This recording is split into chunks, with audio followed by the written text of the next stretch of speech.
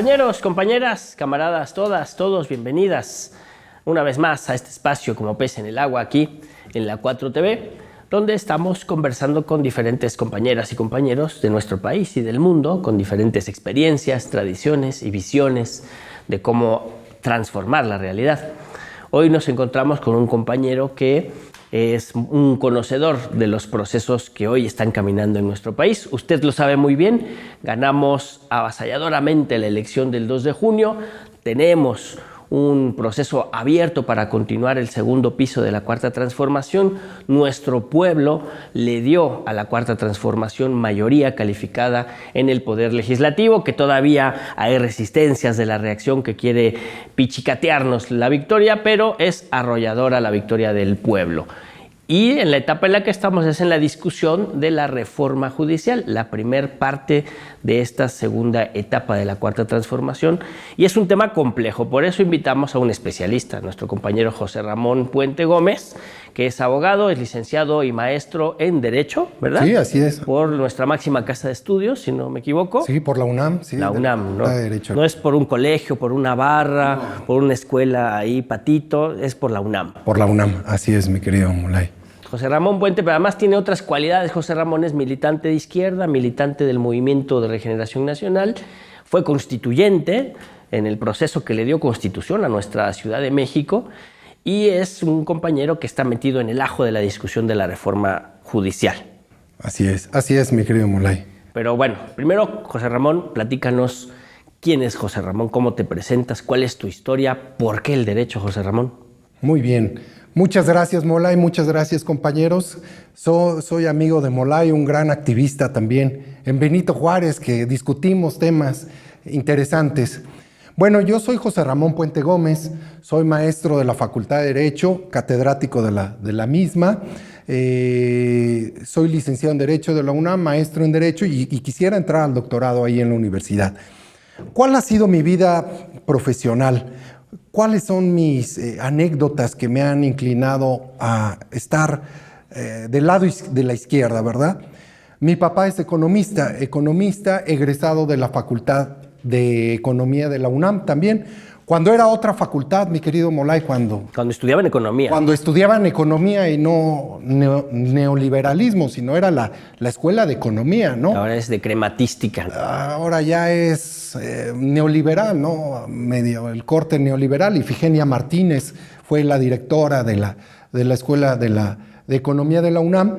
Y bueno, mi papá desde que pues yo era muy niño me pagaba por leer libros de la historia de México, de Juárez, los bandidos de Río Frío y todo esto, con una tendencia ya hacia la izquierda. Él fue miembro del Partido Popular, el PPS, Partido Popular Socialista, trabajó con Vicente Lombardo Toledano. Entonces, en el Instituto Nacional Indigenista, donde laboró también nuestro señor presidente, donde aprendió la política indigenista con los más desprotegidos del país, las políticas sociales, la planeación estratégica que llevaban para llevar veterinarios, llevar agrónomos, llevar maestros, médicos, para un desarrollo regional en los pueblos indígenas, lo que hizo el presidente Andrés Manuel con los chontales. Entonces yo tuve la oportunidad de acompañar a mi padre a los centros coordinadores indigenistas, aparte del país, a Puebla, a Chiapas, aquí a la Ciudad de México, a Oaxaca, lo acompañaba y escuchaba los problemas tan graves que vivía la población indígena en México. Y luego me ponía las lecturas a Gorky, me ponía Máximo Gorky, todo esto. Mi papá marxista, hasta la fecha tengo el honor de tenerlo, marxista. Y bueno, ¿por qué estudié Derecho? Siempre me impresionó el personaje de Benito Juárez. Siempre, y mi papá me hablaba, fuimos a San Pablo Guelatao, a su casa, y estuvimos. Y bueno, era las pláticas de Juárez, ¿no? La intervención francesa, las leyes de reforma, la desamortización de bienes del clero y de la iglesia. Entonces yo pensaba, bueno, ¿qué estudio? Derecho o economía. Y le pregunté a mi papá y a mi mamá una vez, oye, ¿y Juárez qué estudió? Ah, no, pues él fue abogado. Me voy a hacer abogado. Y bueno, ahí estudié la carrera de Derecho, por eso me decidí por esos pensamientos. Y también me hablaba de don Vicente Lombardo Toledano, ¿no? Recordemos él lo que aportó al cardenismo, el sindicalismo, la lucha obrera en el México cardenista, pues él fue el ejecutor de esa política obrera, y mi papá me platicaba de sus juntas con Vicente Lombardo Toledano. Entonces, por eso me incliné hacia el pensamiento de la izquierda, ¿no? Todos los abogados, o la mayoría de mi escuela, la Escuela de Derecho, la Facultad de Derecho, es una escuela muy alineada con el pensamiento muy conservador. Sí. De hecho, tengo una tía abogada, hermana de mi papá, y son muy conservadores, ¿no? Los respeto, pero yo voy en otro camino.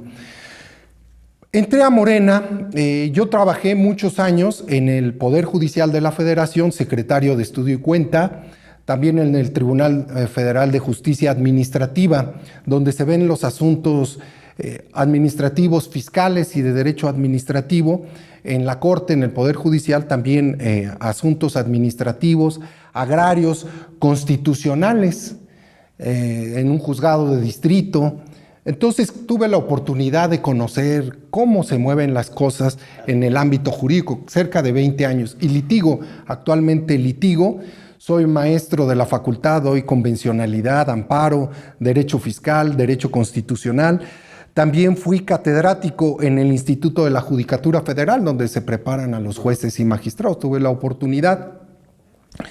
Y esa es parte de mi vida como profesional en el derecho. Y bueno, me uní a Morena, fui de los fundadores de Morena. Ahí estuve en Morena. Andábamos en el casa por casa repartiendo el periódico, el Regeneración. ¿Antes del Movimiento de Regeneración Nacional militaste en alguna organización o fue tu primera experiencia? No, fue mi primera experiencia fue en el Movimiento de Regeneración Nacional, el casa por casa, sí. El brigadeo. Y bueno, ahí convivimos, participamos en la campaña del maestro don Bernardo Batis, que fue el procurador del presidente Andrés Manuel cuando fue jefe de gobierno. Y él me apoyó mucho, el maestro don Bernardo Batis, y me invitó a trabajar en la Asamblea Constituyente de la Ciudad de México. Yo fui el suplente, diputado constituyente suplente de don Bernardo Batis. Fue un trabajo muy bonito, duró 5 meses. Ahí participó Olga Sánchez Cordero, Clara Brugada, Jesús Ramírez Cuevas, en fin, el abogado de Andrés Manuel, ¿cómo se llama? Un abogado grande, muy serio, Porfirio Muñoz Ledo, gente muy grande, y estuvimos en la mesa de principios constitucionales, en la mesa de derechos humanos, administración y procuración de justicia. Nos la aventábamos desde las 7, 8 de la mañana hasta las 11, 12 de la noche. Ahí vi a Clarita Brugada trabajando muy duro, al maestro Bernardo Batis. Luego hacíamos unas mesas grandes, llegábamos ahí en el Palacio de Minería y luego se ponían a platicar el maestro: compañeros, por favor, orden, porque se tenía que organizar el trabajo, las posiciones que íbamos a tomar en temas tan importantes como el agua, en temas importantes como la planeación en la Ciudad de México, la progresividad de los derechos, las pensiones, ¿no? Porque ahí se debaten las pensiones, ¿no? El PRI y el PAN, el PRIANRED nos tenían bloqueados. Entonces ahí el maestro Batis daba sus discursos y luego no escuchaban, y Clara Brugada: compañeros, pongan atención, el maestro Bernardo está llevando a cabo este proyecto, aquí va a salir el futuro de nuestro país, sigamos. De la ciudad. De la ciudad, del constituyente, vamos a hacer la constitución. A mi parecer fue un ejercicio interesantísimo, se estaba preparando la Cuarta Transformación. Los programas, las bases constitucionales. Ahí modificamos el Poder Judicial local. Había un funcionario que era el presidente del Tribunal Superior de Justicia, creo que era muy corrupto, ya falleció. Le decían el Porfirio Díaz del Poder Judicial de la Ciudad de México.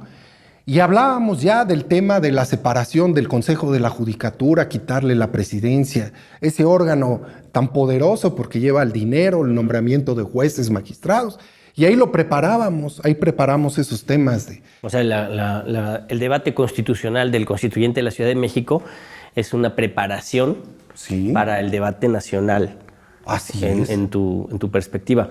Un poquito regresando a lo de la constituyente, ¿tú cómo evaluarías después de la experiencia de ser constituyente y al paso de los años, qué tanto se ha aprovechado, qué tanto se ha aplicado la Constitución de la Ciudad de México? Se ha aplicado, por ejemplo, las becas, los útiles escolares, la protección de los adultos mayores. Ahí se debatió muy claro, ¿no? Le llaman progresividad de los derechos.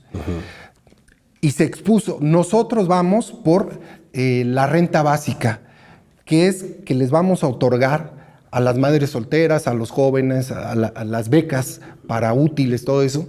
La planteamos. Debe de quedar constitucionalmente todos estos programas sociales para que no llegue el PRIANREDE y vámonos, como dijo Xóchitl, ¿no? Y como dijo ese señor Fox, ¿no? Los quitan. Ahí se debatieron esos temas y quedaron. Y el PRIAN quería hacer algunas mañas ahí y decían, sí, vamos a poner la renta básica, quedó en la Constitución de la ciudad, porque le buscaban para boicotear como todo, para estorbar. Y decían, sí, va a quedar la renta básica, pero le vamos a poner ahí en la Constitución un candadito, siempre y cuando los recursos alcancen. Exactamente. Y ahí nos peleamos, como ¿no? nunca alcanza. Como nunca les van a alcanzar. Exacto. Entonces ellos querían forzosamente y dijimos, si no queda la renta básica o los programas sociales, adultos mayores, pensiones, ayuda para madres solteras, becas escolares, si no queda en la Constitución, Morena se levanta y no hay Constitución de la Ciudad de México. No queda ese tema. Y otro muy importante también, el derecho al agua como un derecho humano, no como una mercancía. Entonces también ahí en la Constitución de la Ciudad de México se estableció que queda prohibido privatizar el agua. Claro. Ahí quedó textualmente, queda prohibido. Pero llegaban los agentes ahí y buscaban al maestro, los cabilderos, ¿no? Sí, los cabilderos, coyotes, los lobistas. Sí. Los lobistas, y llegaban y lo entrevistaban y yo atento, ¿no? Y maestro, es que el agua, eso no puede quedar. Y personalidades del otrora régimen poderoso que habían sido directores de aguas de la Ciudad de México y a nivel nacional, no, es que no puede quedar. Estamos a sus órdenes, muy formales. Es que los mercados se ponen nerviosos. El mercado está nervioso, y tú ¿no? Nacionalizas el Genera agua. incertidumbre que ustedes vayan a prohibir la privatización del agua. Nosotros, pues, vamos a moverle que quede la negociación. Y el maestro decía, no, esto es público. Aquí nada del obscurito. Y vamos a salir a la calle y vamos a informar al pueblo que si no queda prohibida la privatización del agua, nos levantamos y nos vamos. Y salimos allá abajo de la estatua de Carlos IV enfrente al Palacio Minería y no vamos a permitir que el PRIAN quiera privatizar el agua porque es un negocio. Porque lo hacen. Lo hace. Hasta las aguas negras, Molay. Sí. Ahí andaba, no voy a decir quién, quería las aguas negras. No. Híjole.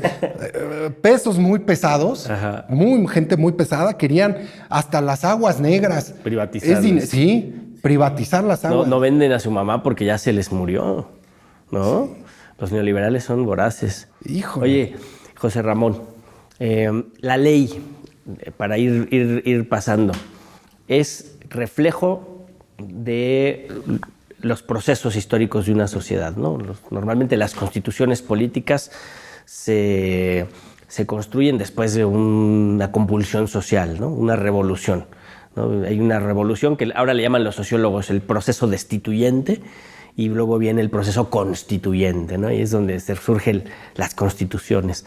Pero esas leyes son reflejo de su época. Así es. ¿No? Y las sociedades van cambiando y van a veces abriéndose más y exigiendo más derechos, pero las alas, digamos, retardatarias de la sociedad va tratando de frenar esos derechos, ¿no? Hoy en día tenemos una situación en donde el pueblo de México, mediante las instituciones democráticas, muy criticables, porque además fueron construidas en época neoliberal, ¿no? Las reglas del juego las hicieron ellos, pero nuestro pueblo les ganó con las reglas del juego, y la legalidad, por lo menos la legalidad que priva en el ámbito del Poder Judicial, está muy podrida, está anquilosada y además opera en contra de ese pueblo que habló, ¿no? Entonces es como una olla de presión, ¿no? Yo lo veo así, ¿no? Como que todas las resistencias que hay del Poder Judicial, de los medios de comunicación, de los mercados, para que no se modifique la ley, resisten a una fuerza histórica que se manifestó pacíficamente y en las urnas. O sea, deberían estar agradecidos de que por primera vez en nuestra historia nuestro pueblo levantó la voz pacíficamente. Así es, Molay.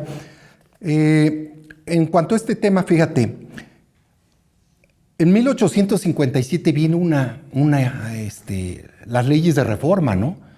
Que es la desamortización de bienes del clero, las leyes, el registro civil, que se concibe el registro civil. Hubo una guerra civil y sale nuestra constitución, la de 1857. Exacto. Una constitución liberal. Liberal avanzada. Liberal y que veía en un estado gendarme y estas tendencias y vela por los derechos individuales, el derecho a la libre reunión, al tránsito, la propiedad, posesión y portación de armas, educación. Son derechos individuales porque privaba el pensamiento liberal, el liberal del 57. Y queda esa constitución ahí, pero viene de una lucha, de una gesta que es un movimiento. Pero también estaba la libertad religiosa. La libertad religiosa. Y a la iglesia no le gustó nada. No le gustó, no. Pues, y conspiraron para echarla abajo. Conspiraron y traen ahí a Maximiliano, ¿no? Y que le sale liberal de alguna forma en algunas cosas. Entonces conspiran porque pues, se está acabando, ¿no? Se pusieron nerviosos, todos estaban nerviosos por la constitución del... Se pusieron nerviosos los mercados. Los mercados de aquella época. Sí. Por la del 57. ¿Qué pasa en la del 17? Bueno, está la Constitución del 57 y el porfiriato, ese régimen que oprime, destruye, contempla la riqueza, se empieza a acumular el capital en pocas manos, aprovechan las lagunas de la ley, vienen las compañías deslindadoras, esas que se les entregaba al territorio nacional, hacen negocios y los bienes del clero pasan, pero a los caciques, al general Terrazas, a los caciques en todo el país. Chihuahua es, usted es de Chihuahua, general Terrazas. No, Chihuahua es mía y hasta donde usted puede ver es mi tierra. Entonces, y son de la familia de Santiago Krill. De ahí vienen esos también. Todos esos son caciques terratenientes. Y el trabajo, no muy mal pagado, la acaparación de la riqueza en pocas manos, orden y progreso, decía Porfirio Díaz, pero para unos cuantos. Y se está gestando el movimiento social agrario y del trabajo. Y estalla el movimiento social. Y Carranza, el primer jefe del ejército constitucionalista, dice, bueno, vamos a modificar la Constitución, la del 57 la vamos a modificar. ¿Y qué se hace? Se introducen elementos importantísimos, una constitución social, una revolución social de 1917, y viene el artículo 27. Regresar a los ejidos y a las comunidades agrarias la propiedad que se las habían privado las compañías deslindadoras, y viene el 123, ¿verdad? El aspecto laboral, donde los derechos de los trabajadores a huelga, a la jornada mínima, al salario mínimo, las fichas esas con que les pagaban en las compañías esas, en las haciendas, todo eso se queda prohibido, y vienen los pilares de un Estado social reflejado en su Constitución. La lucha revolucionaria la reflejan en la Constitución. Exacto.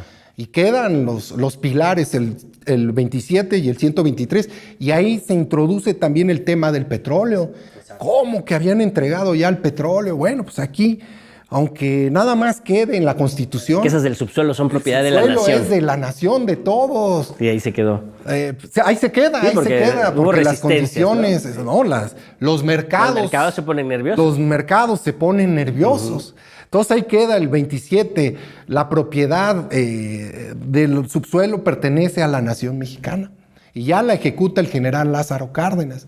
Pero son movimientos que vienen de la guerra, de la sangre. Y bueno,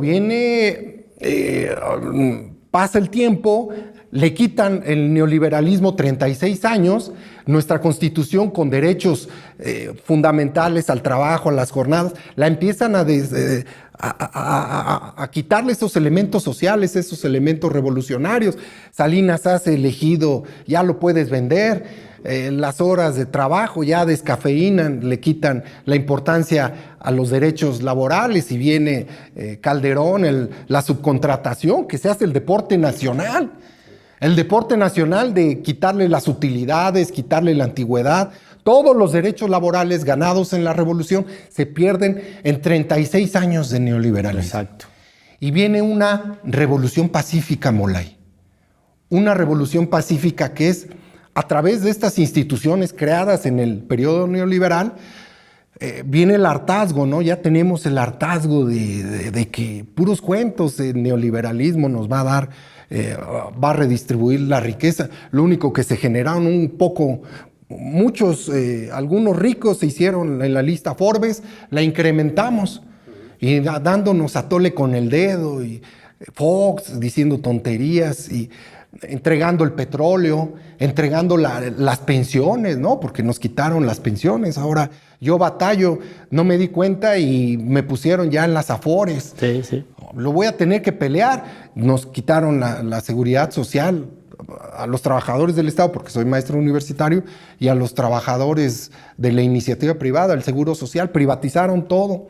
Llega el momento de este hartazgo, de este malestar, y ahí está en el 2018. En el 2018 no se gana una mayoría calificada tal cual.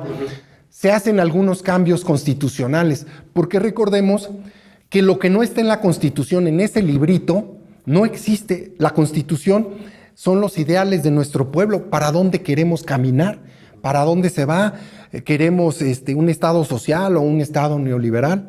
Entonces, en el 2018 ganamos y metemos los programas sociales, precisamente, que se habían hecho en la Constitución de la Ciudad de México, quedan ya en la Constitución Federal, para que si regresa el PRIAN... Necesitarían mayoría calificada. Necesitarían una mayoría calificada, pero es difícil. O un golpe de Estado. O un golpe de Estado. Es muy difícil.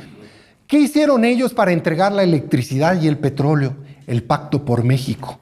En el 2003, el Pacto por México, corrompen a un Congreso porque la Constitución es muy rígida y nuestro Estado en los 50s, en los 40s, había dicho vamos a cuidar el petróleo y vamos a decir que solo el Estado puede explotar el petróleo, solo la nación, y la electricidad, el ferrocarril.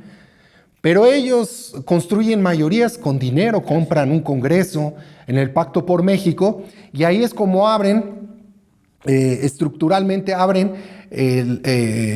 que se puede vender el petróleo, que pueden participar ya los extranjeros, y la generación de energía eléctrica. Les surgía el señor ese del PAN, que ahora creo que es diputado, por eso les fue como les fue, ¿cómo se llama? Anaya, que es pluri, creo que regresa de pluri. Ricky Riquín Canallín. Ricky Riquín Canallín, pues le dan dinero, se fue a esconder a Estados Unidos. Afortunadamente, con esta mayoría calificada, le pueden hacer un juicio político, desaforarlo y vámonos al bote. Creo que no hay tiempo que perder en ladronzuelos. Igual y por eso ni va a tomar protesta, ¿eh? Igual sabe que las cosas no las tienen Por eso fáciles. quieren sabotear la mayoría calificada. Exactamente. Que saben que por ahí a varios se les quita el fuero y vámonos. Y que están las cosas para... Bueno, entonces viene el Pacto por México. Tienen que pagar para consolidar una mayoría calificada porque no la alcanzan. Y ahí vienen los órganos constitucionales autónomos. Ahí los meten estos órganos constitucionales autónomos, que es un poder paralelo que nadie elige, que ellos preparan el camino porque se están yendo. Zedillo nos entregó los ferrocarriles, el Fobaproa y nos dejó, corre a los ministros y crea el Tribunal Constitucional, que es la Corte, le da esa naturaleza, pero la dota de instrumentos muy importantes, sabedores que están perdiendo legitimidad y que se van a tener que ir, dota a la Corte de instrumentos para en algún momento poder sabotear a un gobierno progresista, las acciones y controversias constitucionales, para poder echar abajo legislaciones completas, como lo hicieron con la ley de la industria eléctrica. Ese instrumento fue un instrumento creado por el régimen de Zedillo, para dotar de facultades al Poder Judicial para frenar cualquier intento de echar abajo el neoliberalismo. Así es. Van preparando el camino. Empiezan a ver los neoliberales que se van a ir porque están perdiendo legitimidad en toda América Latina. Y dicen, ¿cómo le vamos a hacer? Vamos a crear tribunales constitucionales que tienen un origen que no tiene nada que ver con lo que se concibió aquí en México y para lo que se empleó, ¿no? Y los órganos constitucionales autónomos empiezan a meter, las fiscalías autónomas. Acuérdate quién mete a la cárcel a Lula. Los fiscales autónomos. Juez Moro. Ese. Famosísimo por decir, no tengo pruebas, pero tampoco tengo dudas. Eso. Y a Dilma Rousseff, y empiezan a preparar instrumentos que saben que se van a tener que ir, pero que tienen que dejar empeñados los business, el billullo, el neoliberalismo. ¿Quién lo va a cuidar? A los inversores, a los mercados. Nos vamos a tener que ir. Fiscalías autónomas transeccionales, en Guanajuato, 16 años, ¿no? Fiscales autónomos. Aquí en la Constitución de la Ciudad de México nos metieron un fiscal autónomo y les decíamos que no, que realmente son como vicepresidentes que tienen la facultad de meter en problemas al titular del Ejecutivo federal o local. Y le decíamos que no, que esos eran... Quitaban el poder, al poder central le restaban poder, era la atomización, la dispersión del poder. Y había un personaje ahí, me acuerdo, muy chistoso, porque cuando se discutió el tema de los órganos constitucionales autónomos, el maestro Batis dijo del peligro que corría el jefe de gobierno de la Ciudad de México, que le inventaran rumores o averiguaciones, que no era posible y que no íbamos a aprobar a la Fiscalía como órgano constitucional autónomo. Y había uno que se ponía en pose, un perredista, recuerdo, y como que pensaba, y le hacía la faramaya. Es que son los instrumentos modernos del poder, hay que dispersar el poder, porque así lo exigen. Y le decía al maestro, ¿pero de dónde vienen estas instituciones? Estas vienen de... Recomendaciones del Fondo Monetario Internacional. No, es que son los órganos de gobierno, la gobernabilidad. Es que, José Ramón, es muy, está muy en boga el discurso ciudadanizante, falso, liberal, de que le restas poder al Estado porque gana poder la ciudadanía. Como si no existiera el poder económico. Le restas poder al poder político, al Estado, que es electo, ¿no? Que es el poder democrático, y le das poder al poder económico. Ahí está la cuestión. Ahí está el detalle. Son autónomos, pero del pueblo. Exacto. Son dependientes de poderes extranjeros, Molay. Del capital privado. Del capital privado, transnacionales. Así lo hicieron en Brasil, en Chile y en toda América Latina pusieron estos instrumentos para no dejar gobernar a los gobiernos progresistas. Y los tienen con la famosa guerra jurídica. Exacto. Entonces aquí nos van sembrando, nos van poniendo instituciones. Zedillo, ya ves que de tristes recuerdos, Fobaproa, privatización de ferrocarriles, y la Corte esa con unas facultades y un poder desorbitantes. Cedillo nos decía globalifóbicos. Nos decía globalifóbicos. Él inventó ese término en una reunión de la Organización Económica Mundial. Dijo que en Davos, ¿no? Sí. Fue las primeras movilizaciones en contra de la globalización neoliberal, y él inventó el concepto los globalifóbicos. Entonces, todo lo que se opusiera a ese modelo imperial era globalifóbico. Totalmente, sí. Entonces, él inventó esto y nos metió esos órganos, la Corte y esos antecedentes del Fobaproa y el ferrocarril. Pero viene el Pacto por México y ya les da más terror. ya se ven que ya no la van a librar, ni con los fraudes pinchurrientos van a librar. Entonces crean los órganos constitucionales autónomos, el INAI, el INSTE de la transparencia, que lo primero que hace es encubrir a los evasores fiscales, los grandes. Estamos hablando de que se llevaban medio billón de pesos anuales. Está el Instituto de las Telecomunicaciones, que restringe al Estado poner un sistema de radiodifusión pública nacional, internet más barato. Empiezan a operar sus agentes, ¿no? En esos órganos. El Instituto de la Competitividad, Instituto Federal de Competencia Económica. Ahora yo voy a los restaurancitos y antes me tomaba mi refresquito, ese Boing, ya no, ya puras Coca-Colas. Pues ¿cuál competitividad, verdad? O donde venden una cerveza ya no venden otras cervezas. Y está el Instituto de la Competencia y pues organismos que crearon para defender al neoliberalismo, a las corporaciones transnacionales. Exacto. Y la Corte, ¿no? Con un poder y bueno. Entonces, ¿qué sucede? Somos un pueblo inteligente. Sin romper un vidrio, viene la votación en el 2018, se hacen algunos cambios, no fueron suficientes porque se pensó que con el nombramiento de algunos ministros se podían equilibrar las cosas. ¿Y cuál es la sorpresa? Que dos salieron peores que los conservadores. Sí, sí, el poder corrompe. El poder corrompe, ¿no? Y se corrompieron muy peores. Tú los escuchas, sus discursos, y son más agresivos que los calderonistas.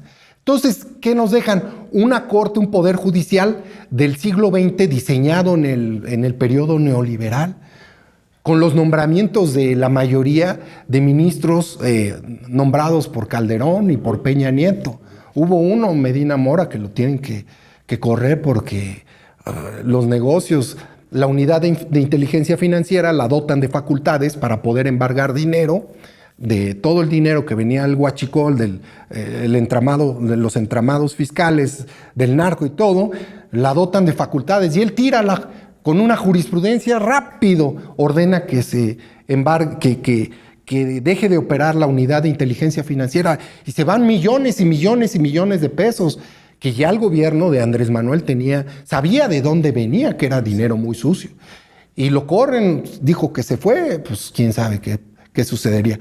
Y ahora en este año, pues el pueblo de México, en las mañaneras que nos ilustra y nosotros que andamos promoviendo, vemos que la corte, esas facultades, crean incluso tribunales especializados para la competencia económica y temas de petróleo y electricidad en el Pacto por México. Jueces y magistrados, para proteger esos intereses tan grandes. Sí, claro. El capital tan grande. Entonces llega el presidente y está viendo los abusos que se están cometiendo las transnacionales españolas con la electricidad. Les tenemos que financiar nosotros para que vengan a llevarse la electricidad. A llevarse la electricidad y a montar plantas, nosotros prestándoles de nuestro dinero, casi regalado, sí, para que ellos monten aquí empresas, descuidando nuestras hidroeléctricas, porque esa electricidad de las hidroeléctricas que tanto nos costó, no se contemplaba como la electricidad verde, electricidad limpia. Entonces, vienen a desmontar el sistema eléctrico, pagaron en el Pacto por México, y quieren desmontar y les tenemos que financiar. Que nos roben y les pagamos porque nos roben. Yo me imagino cuando llegan los franceses a Puebla, y si hubiera sido Zaragoza neoliberal, y hubiera dicho, ahí vienen los franceses, ahí está Loreto y Guadalupe, los dos fuertes. Pero yo en mi pensamiento neoliberal a los invasores, hay que darles un fuerte, ¿cuál quieren? ¿Loreto o Guadalupe? Para que haya competitividad, ¿verdad? Y les damos armas. Y les damos armas, les damos un cuartel para que nos invadan y los estamos apoyando. Esa es la competencia neoliberal. Y todo eso lo metieron en la Constitución. Quitaron el aspecto social de la generación de la industria eléctrica y le pusieron, ahora impera la competitividad, la competencia. Con esas frasecitas que metieron en la Constitución, pues ahí vienen, ¿no? Ahí vienen para invadirnos. Llega el presidente, está atento de los abusos de estas empresas y dice, ¿cómo le voy a hacer? Si pasa una iniciativa al Congreso de la Unión, ahí está el bloque de contención prianredista. No van a aprobarla, ¿no? Una reforma constitucional, porque no tenemos. Bueno, pues vamos a quitar el autoconsumo, otro fraude, ¿no? Que las tiendas estas de abarrotes de las esquinas tienen todo el día la luz, las cervezas heladas, y pagan 200, 500 pesos de luz, cuando la tiendita normal paga 3,000, 4,000 pesos. O una casa. O una casa. ¿Por qué? Porque en el Pacto por México se les dio facilidades y abusaron las transnacionales y hicieron el famoso autoconsumo, un fraude a la ley. Molay, pues tú tienes una tiendita de esas, yo tengo otra, y conocemos al mero de la empresa española. Ah, bueno, le vamos a aportar $1 y ya somos socios. Y ya nos van a dar luz muy barata porque es el autoconsumo, que era un fraude a la ley. Un fraude a la ley, ¿no? Estábamos robando al gobierno mexicano. Entonces, dice, ¿cómo le podemos hacer? Saca acuerdos el presidente para quitar eso, que la luz que viene de las industrias, de las hidroeléctricas, que es la más limpia y más barata, también tenga prioridad de comercializarse y que compita con la luz que generan las transnacionales, con las aspas, que esas no son continuas y el agua sí, y todos nosotros teníamos, cuando no generaban ellos, nosotros en segundo lugar teníamos que regalarles casi la luz para que los pobrecitos no perdieran. Lo que hicieron, lo que pasó en Tecolutla, Veracruz, lo que sucedió en Tabasco, es que tenían a las presas llenas. En Tecolutla, mi padre lo sufrió, en Tecolutla, Veracruz, tenían la presa llena, no turbinaban para no generar energía. ¿Qué sucede? Fue con el doctor Cedillo, este personaje tan negativo. Entonces sueltan el agua porque se van a romper las compuertas. La presa Necaxa sueltan el agua, inundan y hubo miles de muertos en todo el país. Y no se dijo nada. La prensa esta tan nerviosa que anda en estos días no dijo nada. Pero era para proteger esos intereses de las industrias eléctricas transnacionales. Y murió mucha gente. A mi papá le destruyeron su propiedad porque sale el agua del río Tecolutla. Desde Necaxa sale el agua y destruyen su hotel porque corre el agua, millones y millones de toneladas de agua que va a salir al mar y destruyen muchos pueblos. Exacto. Vacas y gente seguramente murió. Pero calladitos para proteger. Por la competitividad. Por la competitividad. Mal entendida, ¿no? Que además es una frase engañosa, ¿no? Porque no es la competitividad, es la acumulación y la centralización del capital y la maximización de las ganancias de los grandes. De los grandes y la destrucción de las empresas estratégicas mexicanas, Pemex y Comisión Federal de Electricidad. Pero José Ramón, ahí es donde aparece un párvulo, le dicen, ¿no? Y te dice, ¿y eso qué demonios tiene que ver con el Poder Judicial? Ah, bueno, ¿y eso qué tiene que ver? Bueno, Andrés Manuel dice... Sí, la explicación para principiantes. Ah, bueno, Andrés Manuel dice, bueno, no pasa la ley en el Congreso, no podemos quitarle al Pacto por México esos aspectos tan negativos. Te dirían, ¿por qué tan mala leche? O sea, ¿por qué tanto odio contra los magistrados, los jueces? Bueno. Pues si estás hablando de energía eléctrica y los jueces, ¿qué? Déjalos en paz con su toga, bueno, con sus, ¿no? Ahí, su lanita que ganan ellos. 700,000 pesos los ministros. ¿Por qué? Bueno. Combinas una cosa por la otra nada más por mala onda. Por mala leche. No, ahí va. Vamos a aterrizarlo. Entonces, dice Andrés Manuel, bueno, pues vamos a hacer una ley nueva para regular la industria eléctrica y quitarle todos estos abusos a estas transnacionales y que la Comisión Federal no vaya a desaparecer, que no estemos pagándoles a las transnacionales para que nos quiten nuestra electricidad, para que se queden con el mercado mexicano. Y crea la ley de la industria eléctrica. Eso en el 2019, 2020, crea la ley de la industria eléctrica, donde dice que la electricidad generada por las hidroeléctricas es verde y es la más barata y debe de entrar al mercado mexicano. ¿Por qué? Porque con el Pacto por México, el mercado, se crearon los mercados de electricidad, donde había prioridad de que la luz que vendían las transnacionales tenía que entrar primero y más cara al sistema eléctrico mexicano. Y la luz que generaba la Comisión Federal, aunque fuera más barata y más verde, se tenía que quedar rezagada y solo en las noches. Tenía prioridad, tenía a mano la energía eléctrica que generaban las transnacionales a precios muy altos. Tenía que entrar a fuerza. O sea, le teníamos que comprar a las transnacionales la electricidad. Y dice Andrés Manuel, no, pues ¿cómo les vamos a estar pagando y prestándoles dinero para que se queden con el mercado? Y cómo nuestra electricidad de nuestra industria eléctrica, que nos costó tanto dinero montar todas las presas en todo el país y que generan electricidad, no podemos consumirla porque para no perjudicar a los extranjeros. No, vamos a modificar y creamos una ley para defender el sector eléctrico mexicano. Defenderlo porque así como va, en 5 años va a desaparecer la CFE. Así es. Y bueno, hay un problema muy grave en España. Ahora que van, un compañero que quiere ir, le digo, no, ni vayas. La luz es carísima por el modelo de estas empresas transnacionales, es carísima. Uno está allá y de repente son 2, 3 de la mañana y están las lavadoras y la gente trabajando, estudiando, porque la luz es carísima con el modelo sí, porque español. Además, ellos no tienen empresa pública. Ellos no tienen empresa, todos son empresas privadas. Es privado. Lo que se quería hacer aquí en México.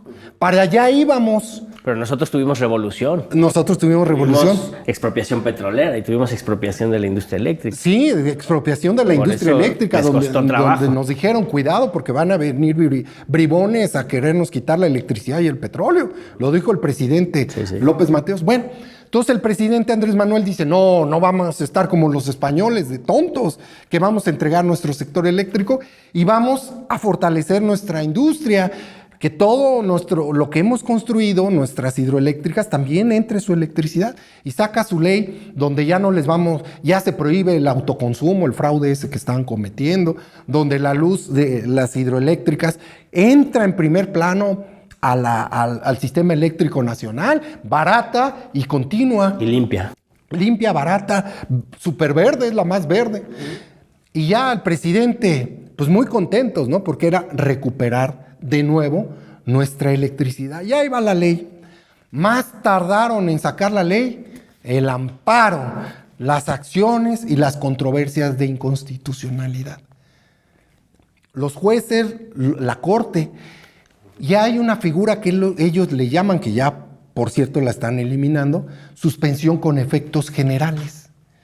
Con que una sola empresita, una sola empresa promoviera un amparo, se paralizaron toda la ley en todo el país y otorgándole los beneficios a todas las empresas transnacionales, hayan interpuesto el amparo o no.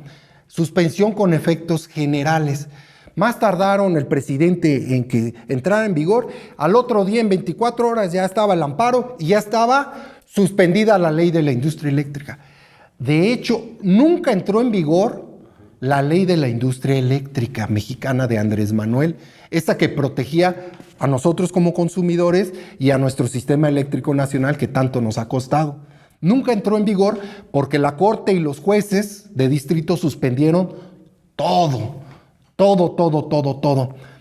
Se critica que un juez de distrito, en cuanto entra en vigor esta ley, en 24 horas hace un estudio de mercado, casi un proyecto así grandísimo, y se cree que ni siquiera se hizo ahí en el juzgado, quién sabe de dónde y paraliza, en 24 horas queda sin efectos la ley que iba a salvar nuestra industria nacional. Se le llama la suspensión, suspende, mientras se ve si es inconstitucional o no. Suspende. Ya no entró en vigor la ley de la industria eléctrica. Llega a la Corte, todos estos asuntos terminan en la Corte. Todo termina en la Corte. Y en primer momento se discutió si era inconstitucional o no, si violaba la Constitución la ley de Andrés Manuel. Y bueno, ¿cuántos ministros crees que resolvieron que era inconstitucional? 2 ministros. Tiraron toda la ley de la industria. ¿Con 2 ministros tiras la ley? Con 2 ministros. Tiraron el trabajo, del Congreso de la Unión, Cámara de Diputados, Cámara de Senadores, Comisión Federal de Electricidad, Presidencia de la República, y que es lo más grave, que esta ley surgió de la voluntad popular, de la mayoría. Nosotros queremos que subsista nuestro sistema eléctrico nacional, por eso votamos por el proyecto de la Cuarta Transformación, para que se quitaran los efectos negativos del Pacto por México. Entonces votamos y ganamos no una mayoría calificada, pero sí una mayoría para rescatar nuestro sistema eléctrico. Y se saca el sistema y se quiere sacar, y entonces sale la ley y la paralizan en automático, rápido, más tardan, y paralizan todo. Al final, solo 2 ministros resolvieron que era inconstitucional y violaba los principios del mercado, la ley de la industria eléctrica, que debe de estar por encima la competitividad del mercado que el bien social. El ministro Saldívar se aventó un discurso muy interesante y votó en contra de esos se conflictó en contra de esos ministros y dijo, y ahí está el discurso: en este país debe de imperar el interés social, el interés público por encima del interés privado. Es decir, el interés de todos nosotros, de que subsista, de todo el país, de que subsista una ley que va a salvar nuestro sistema eléctrico nacional, aunque sean en contra de los intereses de los particulares, ¿no? Y lo dijo el ministro, pero perdieron la votación y quedó sin efectos. Hoy en día está en vigor la ley de Peña Nieto del Pacto por México. Ahora, ya para redondear, porque ya se nos acabó el tiempo, creo que vamos a necesitar otro momento para profundizar en el tema de la reforma judicial. La ventaja que tenemos es que es un debate que se abre, ¿no? Así es. Nuestro pueblo le dio una mayoría calificada al movimiento en diputados, senadores, y todo eso se convierte en una gran legitimidad de la ejecutiva que va a entrar en funciones en octubre, ¿no? de Claudia Sheinbaum. Además de que significa una ratificación de la gestión de Andrés Manuel López Obrador, ¿no? Y pone con una voluntad política democrática loable, Claudia Sheinbaum pone a debate, ¿no? No solo acaba de hacer una encuesta, ¿no? para ratificar nuevamente lo que ya se había visto en las urnas, que tanto el pueblo está a favor de una reforma judicial, y la encuesta sale arriba de lo que fue el resultado electoral, ¿no? Y la lectura de eso es que pues mucha gente que no votó por Claudia quiere que haya reforma judicial, ¿no? O sea, 80%. Sí, la gente que quiere la reforma judicial es más que la gente que votó por Claudia Sheinbaum, ¿no? Y entonces, ¿cuál sería, para cerrar, José Ramón, cuál sería los ejes fundamentales de esa reforma en beneficio del pueblo? Los ejes fundamentales. Mira, el combate a la inseguridad, en algún momento se quiso, por la unidad de inteligencia financiera, quitarle ese dinero el gobierno, Andrés Manuel, quitar ese dinero a la delincuencia, y la Corte viene y lo echa para abajo. En algún momento los teléfonos celulares, que son una forma de cometer, que sí son un instrumento para la delincuencia, se quiso reglamentar, como en cualquier país civilizado, que el que tuviera un teléfono celular se debería de saber quién es, nombre, apellido y todo, porque se presta para muchos delitos ahora la extorsión por teléfonos celulares. Se quiso meter en cintura a los factureros, acuérdate, y el presidente Andrés Manuel dijo: si agarramos un facturero que se está robando más de 9 millones de pesos al año, lo metemos a la cárcel y lleva el proceso en la cárcel. Ah, bueno, viene la Corte y dice: no, ellos deben de irse a su casa, los factureros, ¿no? ¿Cómo crees? Gente de bien. Es gente la delincuencia de cuello blanco. Exacto. Entonces, delincuencia, los teléfonos celulares, la prisión preventiva, que la quieren quitar. Le urge a Norma Piña quitar la prisión preventiva, y a Emilio Álvarez y Casa les urge quitar la prisión preventiva. Yo no esperaría nada bueno, ¿verdad? De ellos, porque imagínate, feminicidas, guachicoleros, políticos corruptos, se van a su casa, como lo están haciendo con sentencias. Exacto. Entonces están logrando, o han logrado con sentencias, lo que no lograron con votos: paralizar a un gobierno progresista. Exacto. Como el presidente Andrés Manuel. Entonces, ¿cuál es el mensaje? ¿Cuál es lo que se quiere transmitir con esto? Bueno, que los ministros estén enterados de los problemas por elección, porque va a ser por elección directa.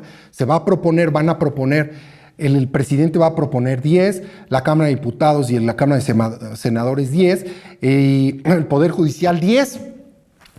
Y quiere que se sepan, que se vote por ellos, que se enteren de los problemas que generan con sus sentencias. Ellos viven muy bien allá en el Olimpo jurídico, pero generan problemas muy graves. Sueltan muchos delincuentes peligrosos en todo México, donde la gente está azotada por el gavilán y de repente por alguna tontería lo sueltan la corte. Exacto. Y genera un caos en Guerrero, en Michoacán, porque los están soltando. Delincuencia de cuello blanco y delincuencia organizada, ¿no? Entonces, ¿para dónde está? Y factores de poder económico como las transnacionales. ¿Para quién está resolviendo la Corte? Entonces, con la elección directa de jueces, ministros y magistrados, el pueblo se va a enterar quiénes son, de dónde vienen, qué han resuelto, cómo se comportan, su capacidad económica, enterarte de por quién voy a votar. O sea, puedo tener a Norma Piña como candidata y a José Ramón. Exactamente, sí. Y decir, a ver, José Ramón es maestro de la UNAM, no se ha enriquecido al amparo del poder, y acá está Norma Piña que libera criminales, está vinculada al poder del viejo régimen. Yo como mexicano puedo decir quién quiero que sea el ministro. Exactamente. Un ciudadano y una señora que tiene un historial reuniéndose con Alito días antes de la elección. Una presidenta de un poder tan importante como la Corte, ¿qué tiene que andar reuniéndose con Alito? Ese es uno, la elección directa. Hay otro, en lugar de 11 van a ser 9 ministros de la Corte. Ya no son tantos. Y va a ser nada más en pleno se van a resolver en público los asuntos. Todos nos vamos a enterar de los asuntos.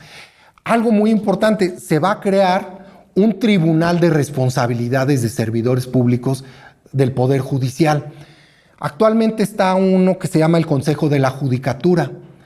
Y bueno, creo que tiene vicios desde el origen. La presidenta de la Corte es presidenta del Consejo de la Judicatura. Juez y parte. Juez y parte. Literal. Entonces no hay responsabilidades, no hay jueces sancionados, ni ministros, ni magistrados, no. El castillo de la pureza, todos se portan muy bien cuando sabemos que, así como hay buenos, hay malos elementos. Entonces, se van a escoger también a 5 magistrados para el Tribunal de Responsabilidades, que va a ser autónomo del Poder Judicial. Ahora es dependiente el Consejo de la Judicatura de la Corte, de Norma Piña, que es la presidenta de la Corte, y del Consejo de la Judicatura. Ahora va a ser un órgano que va a estar fuera. Se van a cortar los términos. Recordemos que un ministro se guardó un asunto fiscal 9 meses, ahí lo tenía escondido para no resolverlo.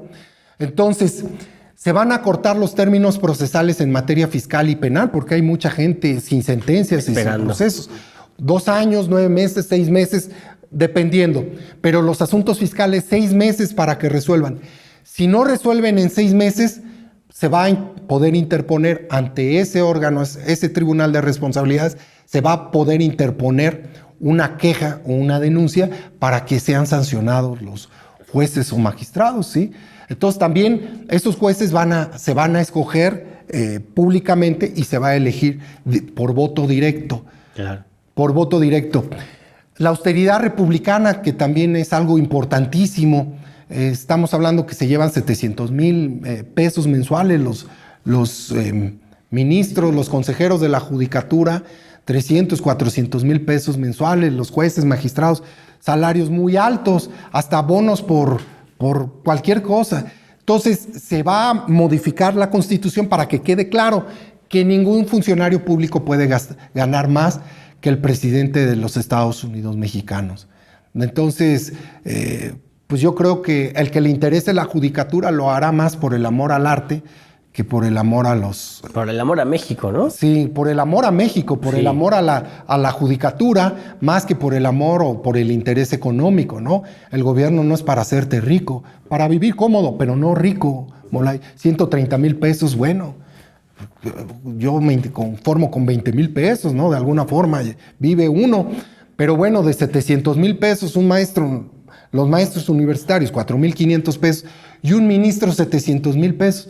Entonces tenemos un poder judicial, el poder judicial más caro del mundo. Sí. Los ministros, jueces y magistrados más caros del mundo. Entonces vamos a quitar todo eso de esos supersueldos. La opulencia. La opulencia. El Tribunal Electoral también se va a elegir a los magistrados por voto directo. Son 9 y van a ser 5 magistrados del Tribunal Electoral. Vamos a hacerlos un poco más pequeños. Por ahí va la reforma, en los nombramientos. ¿Qué sucede? En cuanto se apruebe la ley, espero yo en septiembre, para antes del 15 de septiembre esté la ley, el Senado va a sacar una convocatoria para el registro de los que quieran ser funcionarios jurisdiccionales, desde ministro de la Corte hasta juez de distrito. Y seguramente muchos de los que están, porque hay muy buenos jueces y magistrados, van a poder participar. Y hay gente honorable y gente especialista, pero también se va a abrir al foro, ¿no? Se va a abrir a que los ciudadanos como nosotros podamos también formar parte de esa función, la función jurisdiccional. Claro. Entonces, va a seguir siendo autónoma. ¿Cuál dictadura ni cuál nada? Son autónoma, ¿no? Y va a ser más democrática. Sus decisiones y sus sentencias van a tener más legitimidad. Claro. Porque van a ser dictadas por gente que conoce los problemas, con gente del pueblo.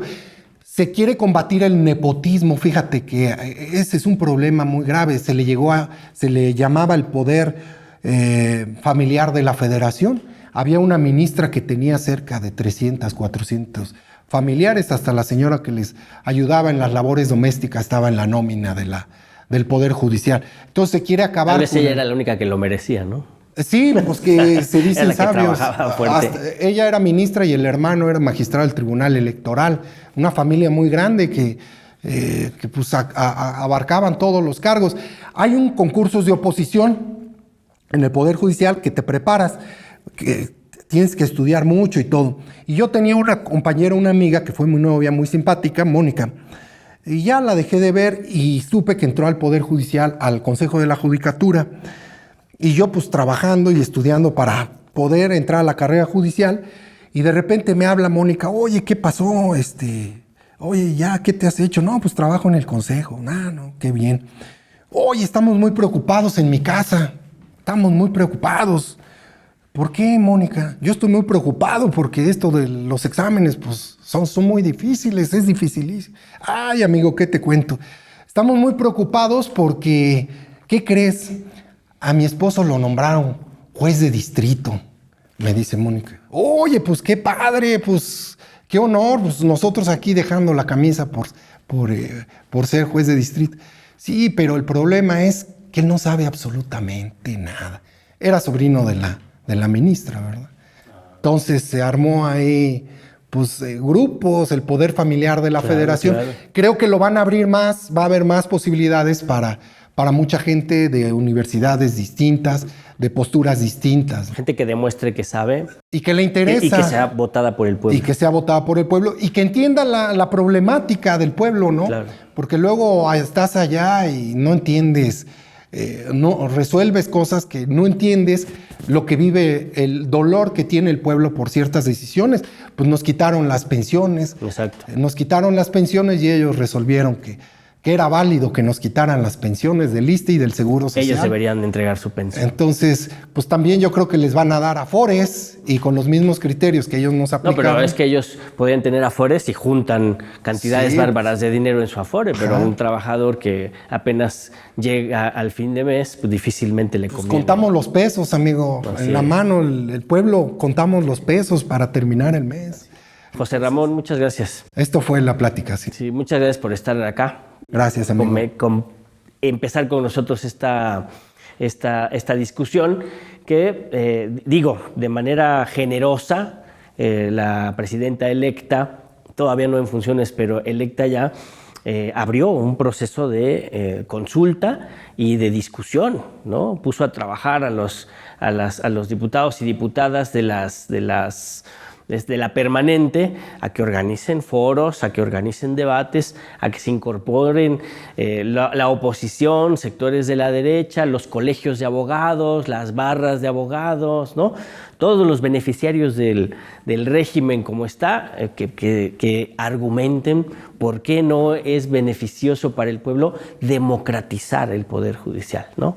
Muchas gracias por estar con nosotros y por apoyarnos en esta reflexión, porque además son conocimientos que pues, se estudian muchos años para tenerlos y pues hay que compartirlos para nuestro pueblo, ¿no? Con mucho gusto, es un honor estar aquí contigo y participar en estos temas tan importantes. Creo que es una revolución pacífica y esto como las leyes de reforma en su momento. Muy bien, ahí está. Las leyes de reforma del siglo XXI. Gracias, José Ramón. Dejémosla ahí. Muchas gracias.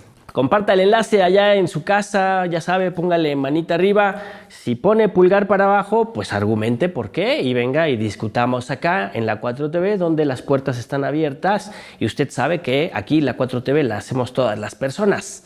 Hasta luego.